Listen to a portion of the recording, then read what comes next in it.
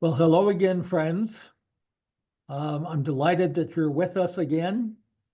It's my privilege and opportunity to be continuing a whole series of discussions we're going to be having with my good friend Tomei Schnitzius. Um, what we have agreed on for this session is to lay out, okay, possibilities, groundwork for what it really means to take the first significant steps of deep inner growth. Okay. No superficials allowed.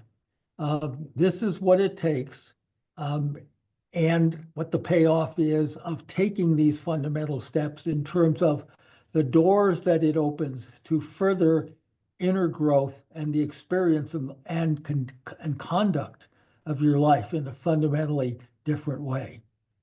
So, Tomei, welcome. Glad you're here. Thanks. Great to be back. Yeah. Tell us what altitude you are right now. You mean in my body or No, let's start with the environment. yeah, yeah, we're up here in the mountains. We're about 9,500 feet. Yeah. So it's beautiful up here. A lot of snow right now, of course, and it's a great time of year, but air is thin, but still breathable. Yes. Um, Well, I'll so confess. I confess I was up there for 25 years. I yeah, spent 20 I spent 25 winters up there. I loved to ski. I became a really good skier and I quit. And I quit because I really got it. The cold winters really got to me.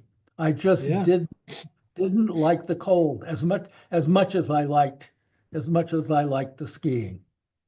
Well, you wouldn't have liked being here a couple days ago because it was minus 19. So today Oh, was it good. was today it was 19. So Oh, wow, so heat wave. it's like a well, it feels like one once you go down that far and then you come back. So anyway, so we're going to discuss the beginning stages today of our growth inward. Um, I guess the first step in any journey is to realize that it's time to take a step. Um, in the work I do with people, one of the statements I say to them is that they must make a commitment to themselves, and not a commitment to me, not a commitment per se to the journey itself, but a commitment to their own, soul, their own growth, their own way of journeying through life. Um, because without that commitment to oneself, it becomes short-lived. It's almost like you depend upon, say, the teacher or the mentor or the book or the way to give you the answers that you're looking for. And I found, and if you do some research into the mystery schools, if you will, or into um, any journey inward these days, you'll find out that most will tell you you already hold the answers within your heart. That everything you could ever possibly want to know, experience, um, create, manifest is already waiting for you to be explored within your own heart. So when I say it's time to make a commitment to yourself, it's an authentic commitment to oneself to truly grow and to truly become your truth. And so that's a very important statement to make to oneself. You can make it to me all you want, but if you don't follow it with your own journey, then I will tell you it's going to be really difficult to get somewhere. When I first stepped into the world of what inner growth, inner improvement, it was way back in 1975, and it was with an organization called LifeSpring. Yeah, And I've in heard of them. Yeah. our first basic training in that first level of work we did, they made us establish a contract. and hmm with ourselves. Okay. And it's that commitment. And my contract was I am giving myself completely. That is, hmm I am committed all the way, no fudging, no whatever. And the whole process that unfolded was to make us aware. And boy, did I become aware of how much in our lives we do what they called skating. That is, hmm you don't really do the thing, you just sort of slightly kind of do it and you kind of give it a little bit of effort, but not totally. And consequently, your life works like your contract works. Yeah. When you give yourself completely, that is, when you make the commitment, I really am going to do this, then life starts working in a way where, yeah, it hmm comes back. It comes back. Yeah. So yes, absolutely. Thank you. Yeah. And that commitment also opens a door, probably a door that you didn't even realize that was there. When it's authentic, you start realizing, looking around you like, wow, all these things that are happening around me, and I really didn't see them before like I see them now. When you make an authentic commitment to inner growth, the outer growth, if you will, the outer world becomes more present than it ever has been before because it's going to try and stop you. And it almost sounds like it's got a mind of its own. And I would suggest to you that it does. It has an energetic value. And we will talk about energetic values soon, maybe some today, maybe a little bit, but eventually we'll just spend a whole presentation on that. But it has kind of an energetic value into itself. And I would suggest to you that it might feel very dense and heavy. And so when you make a commitment to yourself, it's like a freedom that you have now decided to have. And the outside world does not want to allow you to have that freedom. It wants to be able to control you. And you will see control in places you never thought was possible. And it doesn't Absolutely. mean, it's not a judgment against control. It's just a reality check. It's kind of like an awareness, like Bill was just talking about, like you were just saying. It's an awareness of something that's been always there, but until you made that commitment, you didn't quite see it or feel it yet. So there's that aspect. And quite frankly, all along your journey, it's always going to be picking and nodding at you, trying to get you back. It doesn't want you to attain that freedom that will allow you to make different choices in your life. And so this is where we're going. And it's going to be kind of a rough ride to some degree, be kind of like a roller coaster sometimes, up and down and all around. It can be confusing sometimes. But if you stay the course through your own heart, through your own choices, your own feelings and experiences, it'll put you in a direction where you will start feeling that freedom that is already there in your heart to explore. It's just been pushed down for such a long time.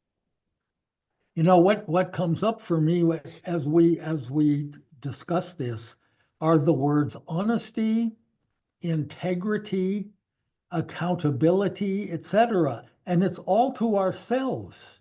Yeah, It's it's all not to yourself. it's Yeah, not like what we profess out there in the world. It's that commitment is absolutely the builder of, or not, if we don't commit to the honesty, integrity, etc., that makes life so much easier. Because when you follow through, when you are accountable for what you say you'll do, it's not just a offhanded promise. Oh, well, yeah, I'll get to that.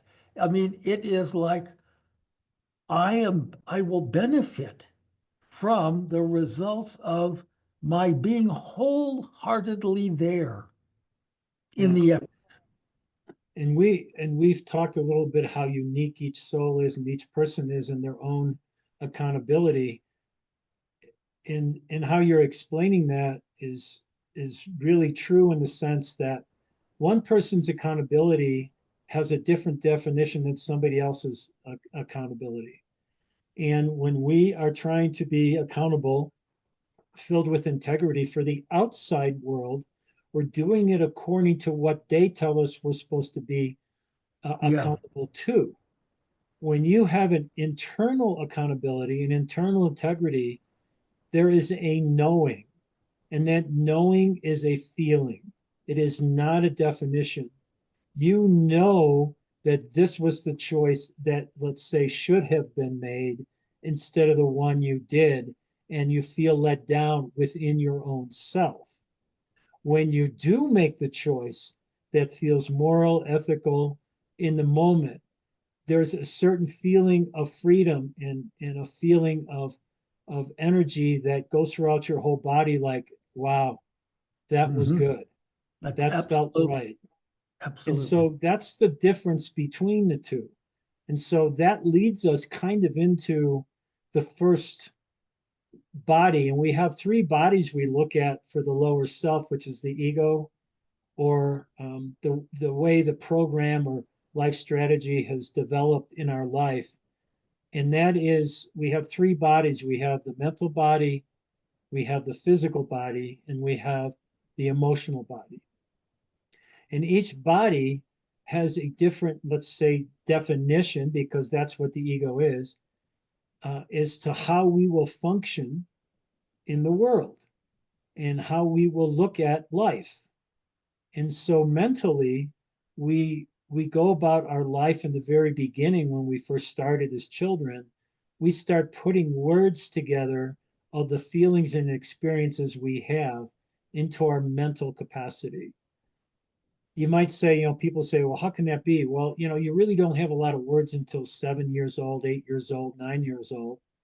Up until that point, there's been a lot of experiential stuff going on, but you start explaining to yourself or seeing what the definition of life is according to what you're experiencing. And your mental concepts then are looking for the same definitions out in the world.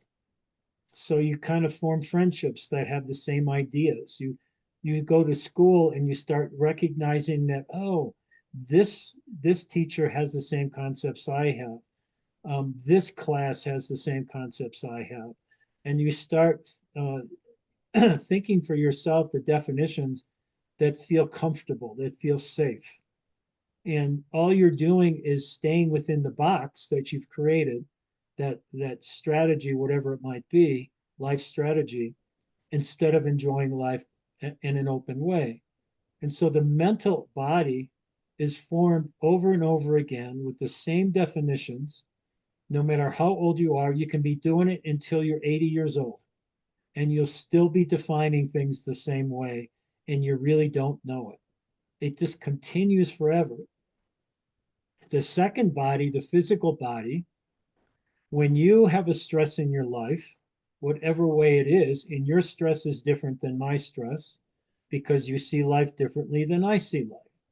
So if I don't get the baseball mitt that I'm supposed to get as a child, and I feel sad because they don't love me because they didn't give me what I want, you might say, well, if I didn't get the bike that I wanted, then they don't love me because I didn't get the bike. So you've placed a stress around the bike. I've placed a stress around the mitt.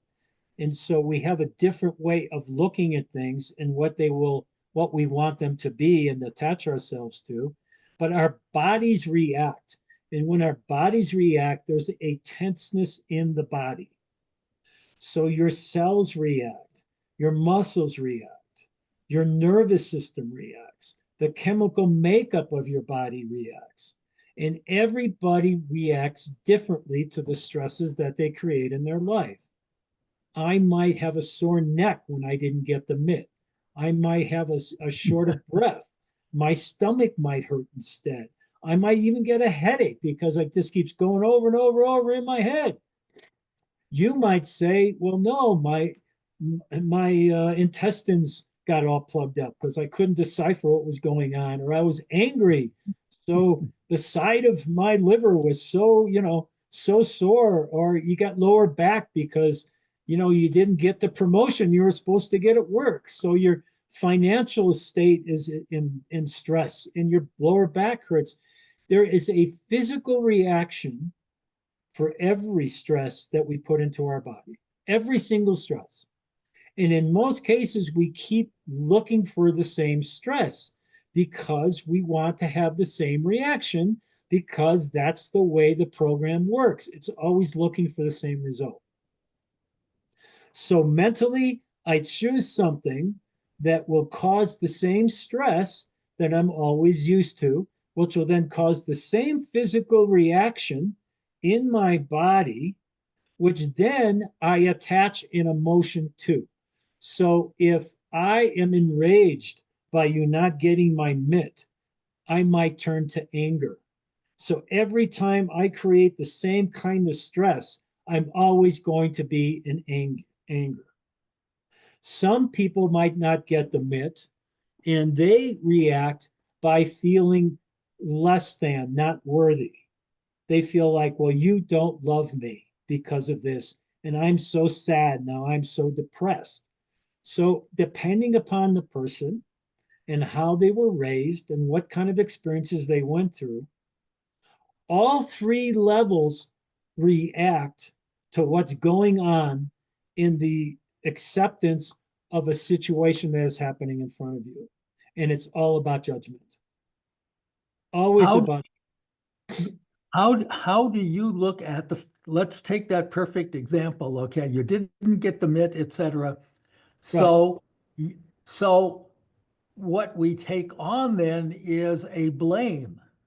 That is, well, you made me sad Yeah. because, okay, So you and point the then finger. we start to create a story around that, and people call it the victim paradigm, all right? Victimhood. You Right. have victimhood, etc., is that you made me do it, you made me sad, you of the world out there, whoever it is, they did it, okay? And I had a colleague who always said, "Would you please give me the name of they?" Okay, um, Yeah. because they're doing it to me instead of I have a role in this. Right. And Okay. so when you're doing the inner work and stress happens, whatever situation it is, you realize that you're the one causing the stress because you're choosing it. So, for instance, if somebody were to give me a mitt after that would happen, I might look at the mitt and get automatically stressed out because of what it represents to me. And Hmm. so I'm choosing to be stressed out, angry because of the mitt. The mitt has no emotion, it's a thing. It's just a thing. But I've created the story around the thing. And it's filled with definition, physical reaction in my body, and an emotional attachment to what it is. I have created that. The myth didn't create it. The outside whatever didn't create it. I'm actually creating it. So here's where ownership comes in and responsibility into clearly seeing, becoming aware of what really is taking place. I can point my finger outside into the world all I want, but I'm perceiving it the way it's happening to me. It's not doing it to me. I'm allowing it to do it to me. When I finally face the fact that I mentally come up with the understanding of it, I physically react to it the way I've reacted to it before, and then I've attached an emotion to it, that changes the whole game, if you will. When you become aware what's going on in that particular case, you now have just opened the door to a different choice. You can It's finally say, oh, wait a minute, it's just a myth. I'm still okay the way I am. There's no reason for me to create a story around victimhood or around any kind of emotional attachment that's there. So it's time for me to finally let that go. And people say, well, yeah, just let it go. You have to be able to feel the true essence of what you've created and manifested in the moment. Once you do that and you walk through, they say, you kind of walk through the emotion that you've attached to it, then there's no attachment anymore to that situation. So when we work with people that are just coming into this understanding of the inner journey, what we're trying to do, we have to go backwards and we have to find out what kind of emotions have we attached to ourselves? What kind of physical reactions do we do in those emotions? And how do we think of the stories that go around it? And when we do that, we're finally facing ourselves and how we created it. Nobody's saying that when you went through trauma that it didn't happen. That's not the case. But the case is when you went through trauma, you had a specific reaction to it that you chose to be. And you continue to have that happen over and over and again when anybody treats you the same way, which you are looking for, by the way, because that keeps you safe, because that's all you know. So this work is really extremely intense in a lot of ways. It's also a work that takes a lot of honesty and trust in the process. It's also about taking ownership of yourself and what you've created in your own life instead of pointing the finger at outside of you and saying it's everybody else's fault. We don't ever judge parents. We don't ever judge grandparents or friends or acquaintances or dynamic family. We look at what we created based upon what we were experiencing, what we created, why it was happening at all three levels of self. So we look at the mental, the physical, and the emotional. The emotional is key, and most people stop there. They don't want to go into the emotions because they don't want to have to relive them again. They don't necessarily have a tough time with the event unless it's obviously physical abuse. A lot of times that's really hard to be with, of course. But the point is that when we get to the emotion, most people have buried it so far they don't want to bring it up again. But the real work lies there because that's the point where you can finally release what your cells are holding on to in your physical body, which is the emotional aspect of things. So once again, mental, physical, emotional. And that's where the work lies. And we consistently go after that as much as possible because that's where the freedom comes.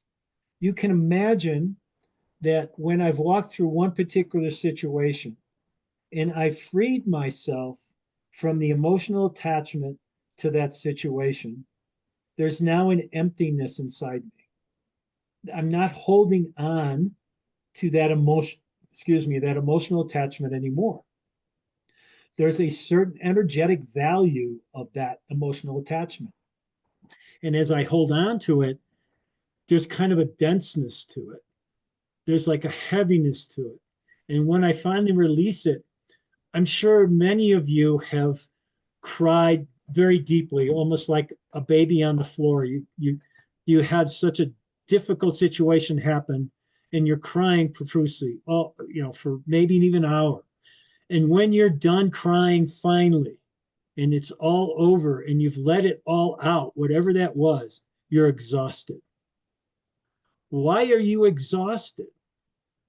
Because all the energy you were holding on to has now been released. And that energy you were holding on to is 4 times greater than being free from it. Mm-hmm. And so that release now is created an openness.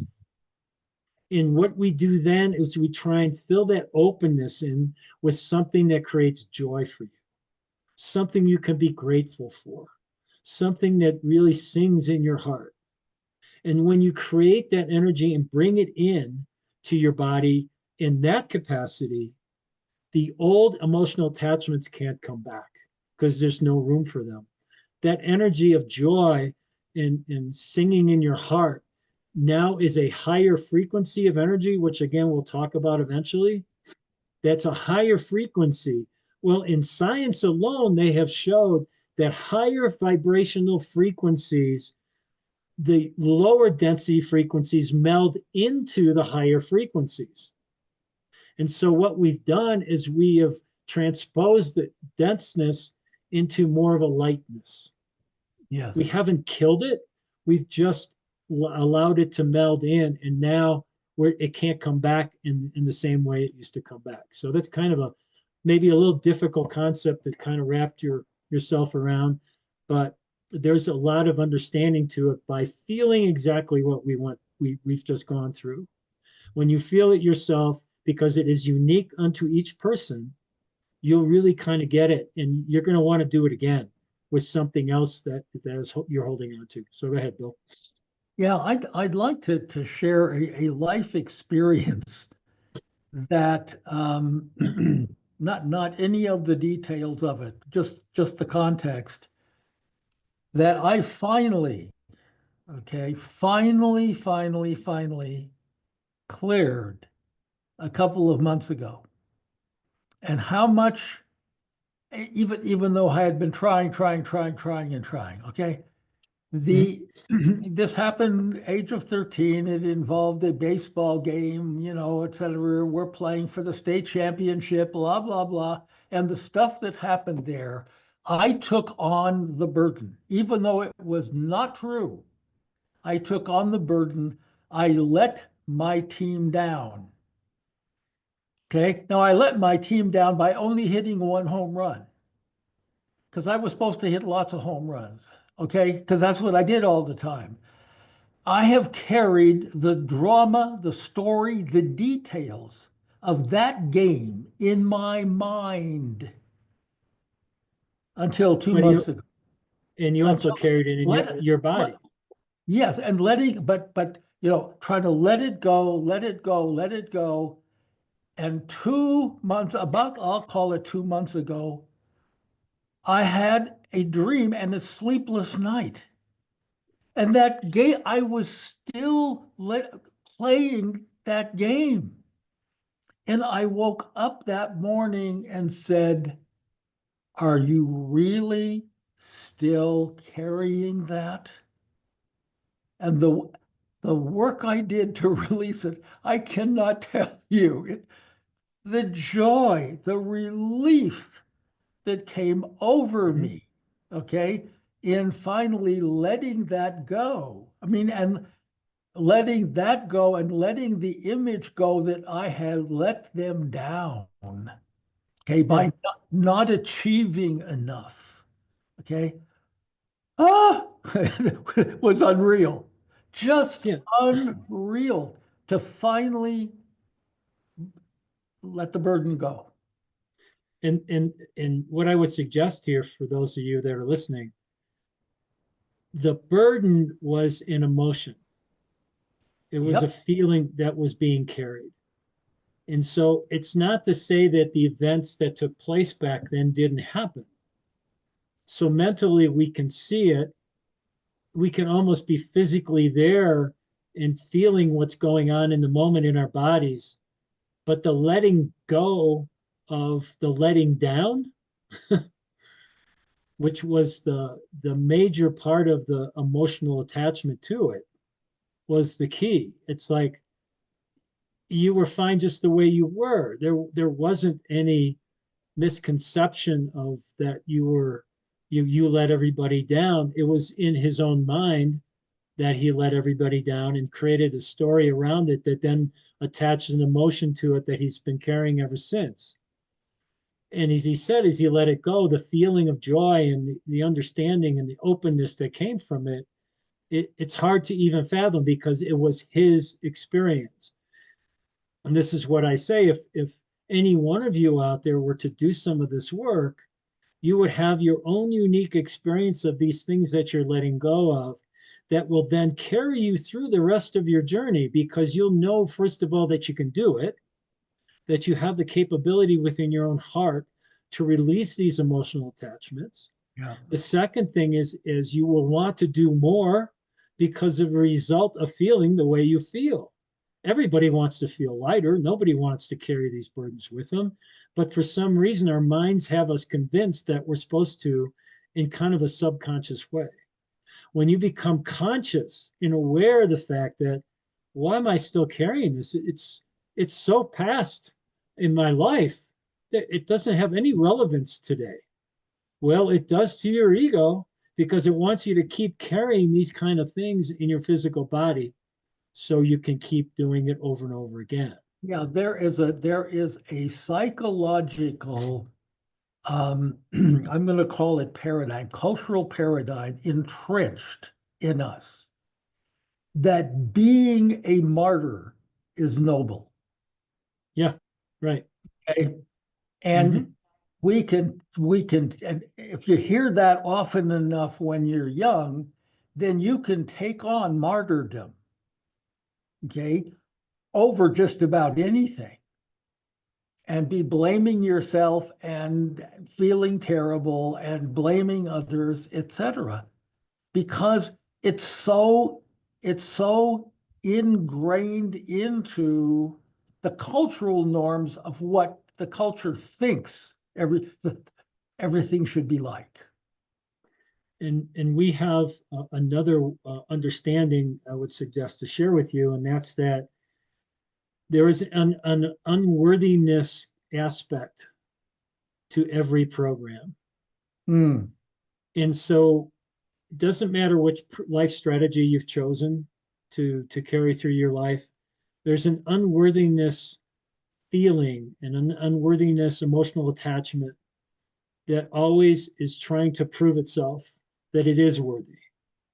And that consistent pattern of trying to do that to the outside world drives you almost insane because your body and your ability to function at a higher level, you can't do it because you're always trying to do it for something or someone else to prove that you're worthy. Where all along you have been, all along your heart is just wishing for you to explore the beauty that you hold and the gifts that you have and the excitement of life. And here you are trying to prove to everybody else that if I do this one last thing for you, you will see that I should be accepted. And I don't care what it might be. It could be any number of journeys that you're on as far as your life. There seems to be that one aspect in it that says you're unworthy. And until you come to grips with it, the feeling of it, it's going to be a long journey. talk to us about the religious role there where God thinks you're unworthy Yeah, because you there's, haven't been good enough or whatever, or you get the picture. All right. yeah, What kind of trauma does that entail for people? I was very fortunate to grow up in a German Catholic family. I've heard about that. And nothing against my parents. They were just following what they thought was best, and that's cool. That's wonderful, and I'm sure many of your parents are the same way. And this isn't a cut on religion or anything like that, but unfortunately, um, if we really go back into the writings and the understandings that are really true, instead of the man-made understandings of what supposedly was transposed from the writings, we would find out that the inner journey is what, let's say, Yeshua, Jesus, or any of the great masters were interested in. And what we find there is that we're not born in sin. We're not sinners. We're not born unworthy. The environment causes us to choose things that cause us to look at things in an unworthy state. That's totally different than being told over and over again, you're a sinner and you're no good. And the only way you can be good is if you confess your sins to the priest, who is the go between God and then God will accept you into heaven. Um, I'm sorry, it's not that way. The more I can live from my heart and not harm people is the heaven I can create here. Yes. Every day I do that, I create the best for all that I can.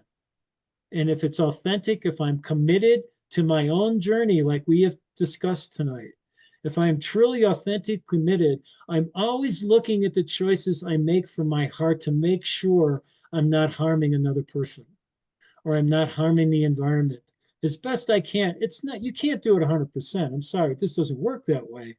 But I certainly can be more aware of the fact of the choices I'm making. I too get wrapped up in life. I get overwhelmed by life sometimes. There are some things that are just really hard to be with. We all have those, but we can walk through them with as much integrity as we can possibly find. And then integrity comes from our own heart. It's not a definition of somebody telling me, well, that's not integrity because he didn't do it this way, or that's not, the way it should be done. So you should be guilty for what you did. That's all in the eyes and definitions of something else or some organization, for instance, or some religion or some modality.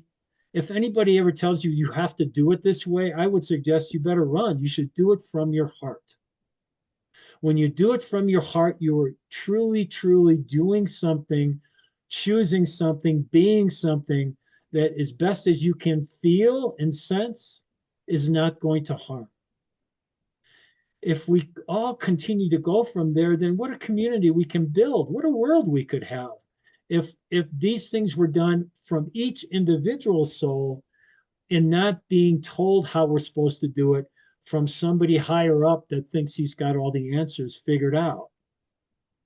Yeshua came down here, Jesus came out down here as a master to show us that if we are going to be able to do the inner work, we must, as he said, be rebirthed. You can read it. It says rebirthed. What does that mean? That means I must die unto myself and be born again. Born again how?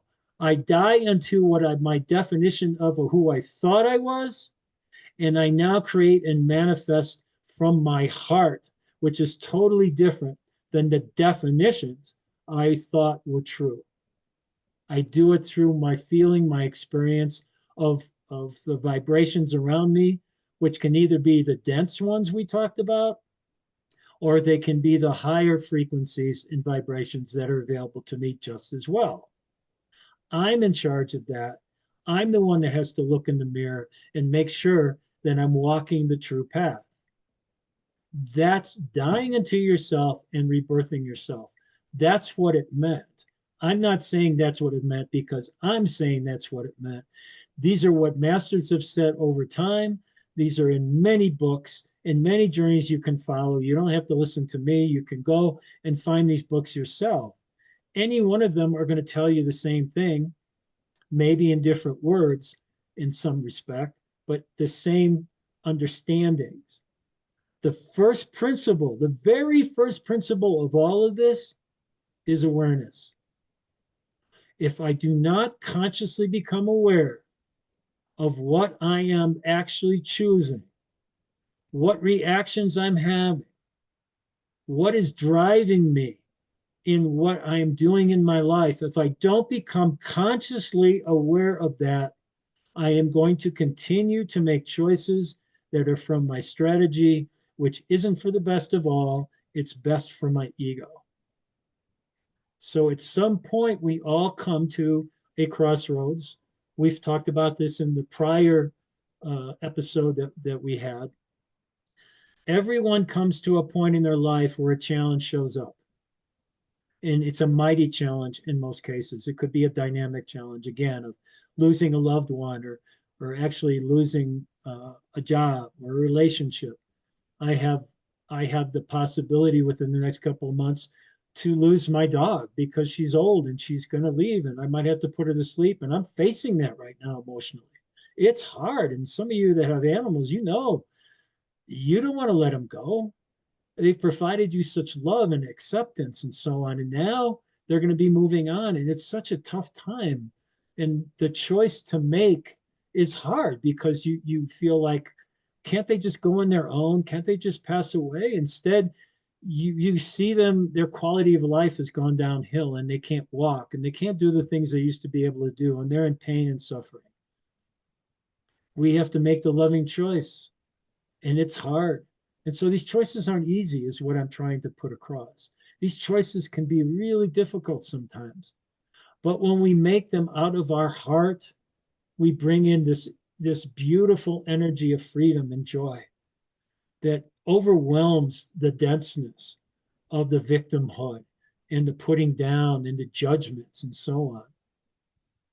They say the walk of a master is simple. And I wish it was. But the walk of a master is simple. The explanation is to walk as a master is to experience all things that come to you without judgment. To experience all things that show up in your journey without judgment, which means to be with them without judging whether they're good or bad. Just to be with them and feel the denseness of the energies, feel the frequencies, the vibrations they present you, and then feel for yourself, does this serve me, or is it something that I don't wish to be with? And you just let it pass and you move on to the next experience. Some say this is discernment. I'm not sure if I would call it discernment, because that seems more thinking again. It's more of a sensation and a feeling of the vibration. So what we've done in this moment is looked at all three bodies in the same instant that something is in front of me. And does it fit into a definition I thought was the way it was supposed to be? Does it feel physically dense, intense? And does it cause the emotion to rise up in me again? Or can I just be with it? When you can just be with it, you know you've taken a step towards that door of freedom, because you're not letting those old three bodies affect you in the moment, the instantaneous moment of being with something.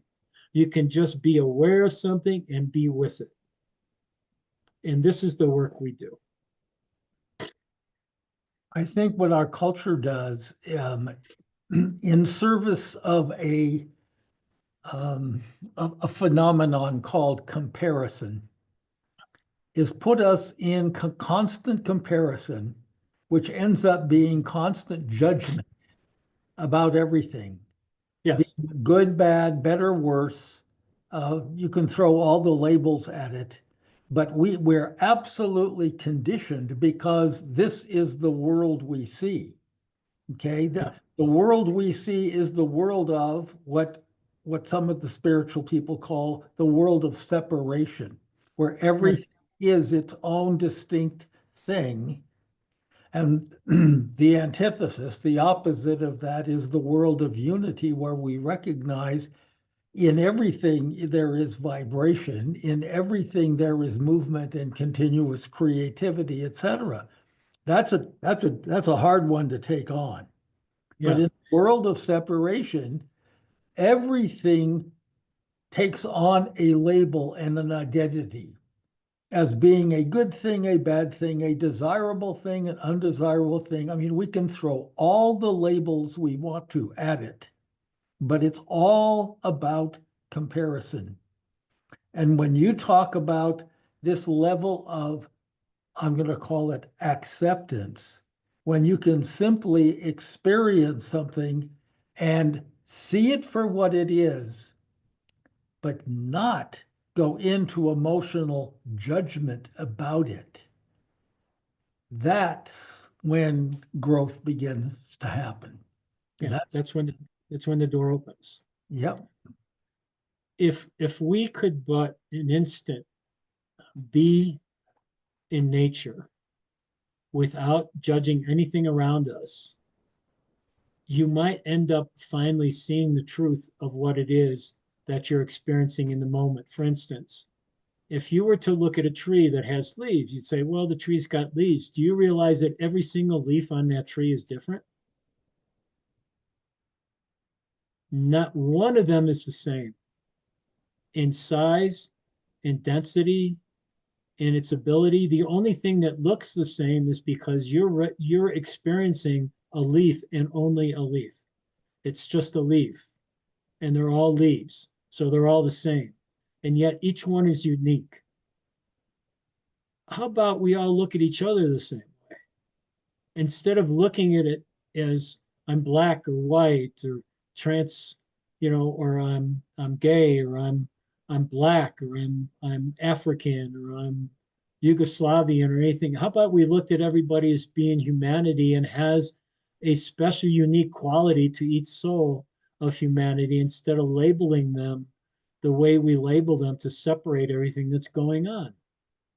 There's no reason for it, really, but it gives us a sense of comfort in our ego to think that we might be better than, or that we have all the answers, or that somebody else, they come from a poor side of town, so that they must be less than and we're higher than. If we could look at each other as just humanity in general, and a human being that has a soul that is not necessarily different than my soul because it came from the same home, but has unique qualities that and gifts that it can offer, and I can be with it in that way, wouldn't that change everything? Because we then would be trying to open ourselves up to each other instead of closing ourselves to each other. That's In a my, that, that's a, sorry, that's a that's a big step. I know that's kind of looking at something and saying that's never possible. Well, you know what? It was possible because before we came down here, everything was that way. Before yeah, we developed to where we are now, it was that way. There wasn't any separation. There wasn't any thought that something's good or bad. It was all one. And until we finally, developed our unique ability to judge things and bring in what you might call kind of a dense energy to things, it just took off. And here we are today, and now we're trying to find a way back. And it's a tough way back, but we can each do it within our own selves first, and that's the first step. in my first presentation, and I'd like to bring this to sort of closure with this example, Sure. as food for thought, really, for our audience. Um, in that first one, I gave the example of the experience I had when it was revealed to me that we have past lives. And I Mhm. had past lives, and everybody has past lives because the soul exists. The soul is what is eternal. And it Mhm. visits us in different forms, different shapes, different, etc. Well, what I've learned since that first experience, which shocked me to death, because I thought there was just one lifetime and that was it, all right, is that we have been so many different things in so many different ways because we've been these souls for countless, countless, countless, countless generations and lifetimes. And therefore, to pass judgment on anybody because they're too fat or too tall or too skinny or too black or too white Mhm. or a female or a male or what, it's like we've been all of those. Mhm. Our soul has had that entire set of experiences before we chose how we wanted to be manifested this time. Mhm. So when we go back to oneness, we are given, people call it heaven, call it what you want, but when we go back, when the spirit goes back to where let's call it essence land, and makes a decision, it's going to come back down here and experience yet something else. It makes choices about what that is. And Yeah. it's choosing these different, okay? Because it may not have had quite this kind before. Right. And to me, that just learning about that and letting that really, really sink in has shifted me away from so much judgment about people and Mhm. about things and about circumstances. It's quite remarkable. So to also maybe bring it into um, let's just say just lifetime for everybody. If if any one of us can truly grasp the understanding that I myself, I myself as an ego, chose to form the strategies that I chose, the direction of life the way I wanted to see it.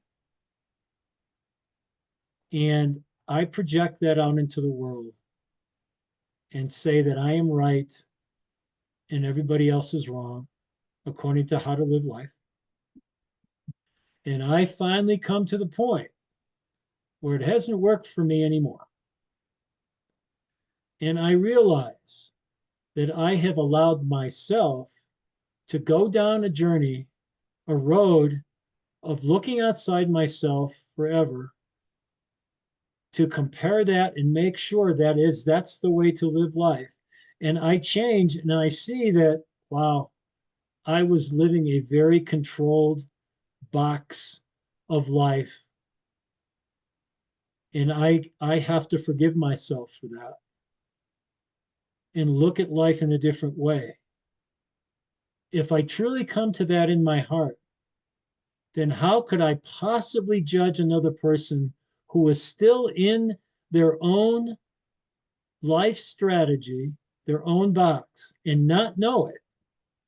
Because at one time, I didn't know it either.